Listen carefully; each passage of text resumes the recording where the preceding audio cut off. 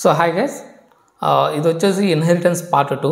So మనకి ఇన్హెరిటెన్స్లో multiple inheritance types అయితే ఉన్నాయి. సో వాటిని ఒక్కొక్కటి ఇందులో అయితే చూద్దాం.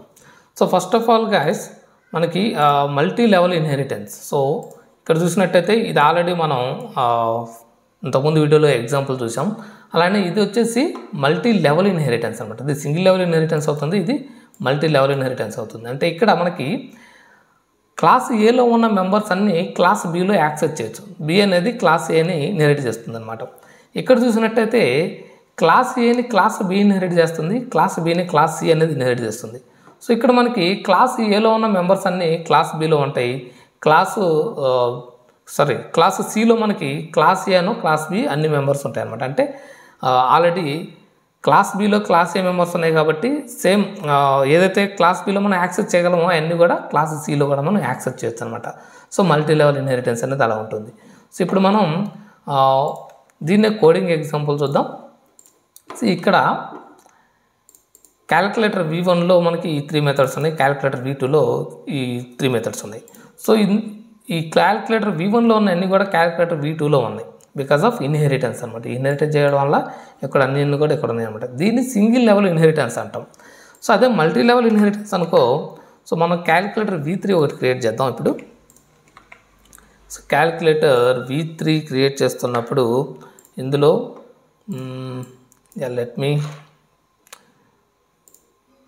సో దీన్ని మనం డివైడ్గా మారుద్దాం, డివిజన్గా, division of integers, division of decimal and division of double. Okay, ఇప్పుడు ప్రస్తుతానికి మనకి ఫంక్షనాలిటీతో సంబంధం లేదు కాబట్టి దాన్ని అంతే ఉంచుతున్నా గైస్.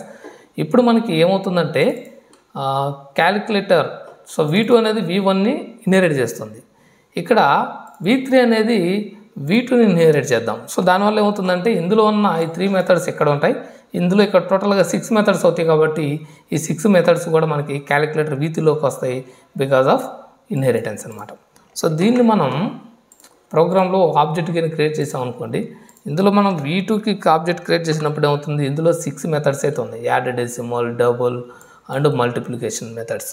సో అదే మనం V3 క్రియేట్ చేసామనుకో ఏమవుతుంది, సో V3 క్రియేట్ చేసినప్పుడు మనకి V3లో ఉన్న వాటితో పాటు పైన ఉన్న 6, సో టోటల్గా మనకు 9 అవుతాయి అన్నమాట. ఎడిషన్కి సంబంధించిన మెథడ్స్ అంటే క్యాలిక్యులేటర్ V1కి సంబంధించిన మెథడ్స్, అలాగే మల్టిప్లికేషన్ సంబంధించిన మెథడ్స్ అది క్యాలిక్యులేటర్ V2కి సంబంధించిన మెథడ్స్, అండ్ మిడిల్లో చూడండి డివిజన్, డెసిమల్, డివిజన్, డబుల్ ఇది వచ్చేసి క్యాలిక్యులేటర్ V3కి సంబంధించిన మెథడ్స్ అనమాట. సో ఇక్కడ మనకి మల్టీ లెవెల్ ఇన్హెరిటెన్స్ అనేది ఇంప్లిమెంట్ చేయగలిగాం అనమాట. So multi level inheritance. So ఇక్కడ సో 3 మెథడ్ ఇక్కడ సో క్యాలిక్యులేటర్ V3 అనేది క్యాలిక్యులేటర్ 2ను మాత్రమే ఇన్హెరిట్ చేస్తుంది. సో క్యాలిక్యులేటర్ V2లో ఉన్న అన్ని మెథడ్స్ ఇక్కడ వస్తాయి. At the same time calculator V2 అనేది V1 ఇన్హెరిట్ చేస్తుంది కాబట్టి V1లో ఉన్నవి కూడా ఇక్కడికి వచ్చేస్తాయి అన్నమాట. సో టోటల్గా మనకి ఏంటంటే ఇక్కడ 9 మెథడ్స్ అనేవి క్యాలిక్యులేటర్ V3లోకి రావడం జరుగుతుంది అనమాట. అలానే మీరు ఇంకొకటి యాడ్ చేసినా కానీ అవి కూడా ఇక్కడ మనకి రావడం జరుగుతుంది అనమాట. సో మల్టీ లెవెల్ ఇన్హెరిటెన్స్ ఈ విధంగా మనం ఎక్స్టెండ్ చేసుకుంటూ వెళ్ళొచ్చు. సో V4 యాడ్ చేసామనుకోండి, సపోజ్ ఇక్కడ V3ని ఇన్హెరిట్ చేస్తుంది, అప్పుడు V3 అనేది V2ని ఇన్హెరిట్ చేస్తుంది కాబట్టి సో పేరెంట్లో ఉన్న ఇక్కడ సపోజ్ ఫర్ ఎగ్జాంపుల్ చెప్పాలంటే V4కి V3 అనేది పేరెంట్, V3కి V2 అనేది పేరెంట్, అప్పుడు V4కి V2 అనేది ఏమవుతుంది, గ్రాండ్ పేరెంట్ అవుతుంది అనమాట. అదే V1 అవుతుంది V4కి గ్రేట్ గ్రాండ్ ఫాదర్ అవుతుంది అనమాట.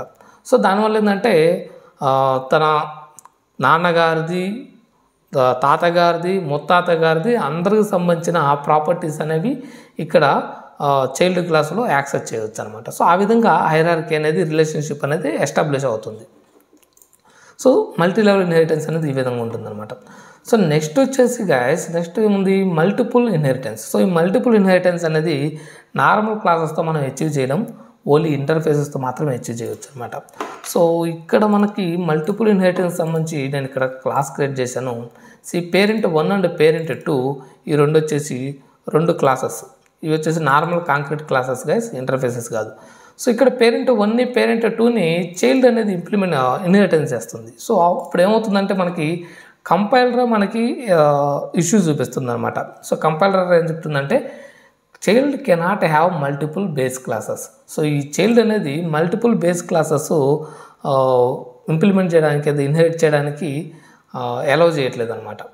సో 2 బేస్ క్లాసెస్ ఉండడానికి వీల్లేదని చెప్పేసి చెప్తుంది అనమాట. సో దీన్ని మల్టిపుల్ ఇన్హెరిటెన్స్ అంటాం. సో మల్టిపుల్ ఇన్హెరిటెన్స్ ఈ నార్మల్ క్లాసెస్తో మనం అచీవ్ చేయను. సో దీన్ని మనం ఇంటర్ఫేసెస్తో అచీవ్ చేయొచ్చు. సో అది మనం ఇంటర్ఫేస్ కాన్సెప్ట్ అనేది డిస్కస్ చేసేటప్పుడైతే ఎగ్జాంపుల్ అయితే చూద్దాం గైస్. అండ్ నెక్స్ట్ వచ్చేసి ఇందులో మనకి ఏం పాసిబుల్ అవుతుందో కూడా చూద్దాం. సో ఇది పాసిబుల్. సో ఇక్కడ మల్టిపుల్ ఇన్హెరిటెన్స్ లేదు కాబట్టి ఇది పాసిబుల్. ఇది మల్టీ లెవెల్ ఇన్హెరిటెన్స్, ఇది కూడా పాసిబుల్. ఇది నార్మల్ క్లాస్తో నాట్ పాసిబుల్ గైస్. అలాగే ఇక్కడ మల్టీ పాత్ ఇన్హెరిటెన్స్. సో ఇది కూడా నథింగ్ బట్ ఇదొక్కటి మీరు ఎక్స్క్లూడ్ చేసినట్టయితే ఇక్కడ 2 పేరెంట్ క్లాసెస్ని క్లాస్ డి అనేది ఇన్హెరిట్ చేస్తుంది. సో ఇక్కడ కూడా ఇది నాట్ పాసిబుల్ అవుతుంది అనమాట. అలాగే ఇది పాసిబుల్. సో ఇక్కడ ఏమవుతుంది మనకి, సో ఇక్కడ క్లాస్ ఏ, ఇక్కడ పేరెంట్ ఒకటే ఉంది, చైల్డ్స్ ఇద్దరు ఉన్నారనమాట. సో పేరెంట్ ఒకరు ఉండొచ్చు, చైల్డ్ ఇద్దరు ఉండొచ్చు, నో ఇష్యూ. ఇదైతే పాసిబుల్. అలానే ఇక్కడ క్లాస్ సి, ఇదొక పేరెంట్, దీనికి 2 చైల్డ్స్ ఉన్నాయి. ఇక్కడ కూడా ఇది కూడా పాసిబుల్ అనమాట. 2 చైల్డ్స్ అయితే ఉండొచ్చు, బట్ 2 పేరెంట్స్ అయితే ఉండకూడదు అనమాట. సో ఇది పాసిబుల్. అలాగే ఇక్కడ చూసినట్టయితే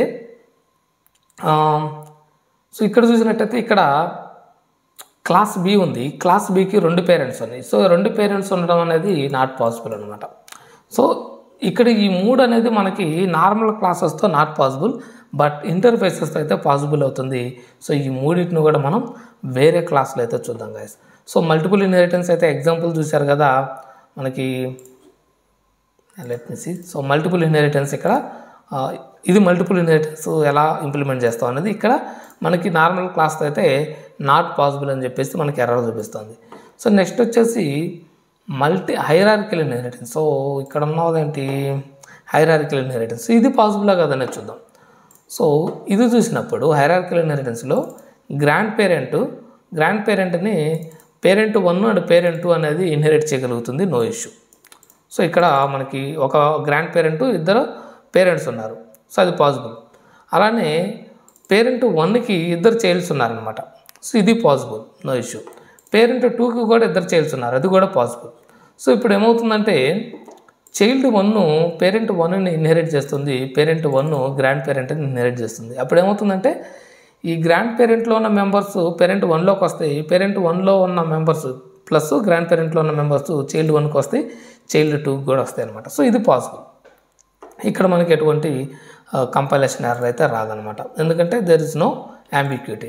ఇక్కడ ఏమవుతుందంటే అసలు ఇక్కడ యాంబిక్యూటీ మనకి నార్మల్ క్లాసెస్లో ఈ మల్టిపుల్ ఇన్హెరిటెన్స్ ఎందుకు అలౌ చేయట్లేదంటే బికాస్ ఆఫ్ యాంబిక్యూటీ అనమాట. సో ఇక్కడ యాడ్ మెథడ్ అనేది ఉంది. సో ఇక్కడ యాడ్ మెథడ్ సపోజ్ పేరెంట్ 1లో యాడ్ మెథడ్ ఉంది, పేరెంట్ 2లో యాడ్ మెథడ్ ఉంది.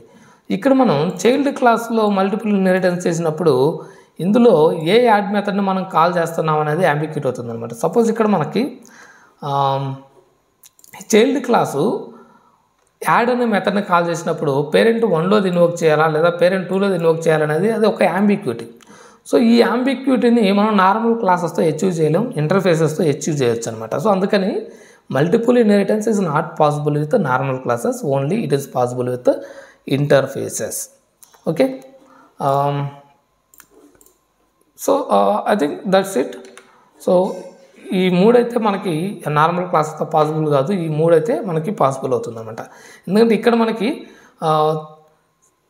ఇక్కడ మనకి పేరెంట్ నుంచి చైల్డ్ రిలేషన్షిప్ అనేది ఎస్టాబ్లిష్ అవుతుంది. ఒక చైల్డ్ 2 పేరెంట్స్ అయితే ఇక్కడ లేదు, సో అది నాట్ పాసిబుల్ అనమాట. I think that's all about this video guys. Thanks for watching. Please subscribe to my channel.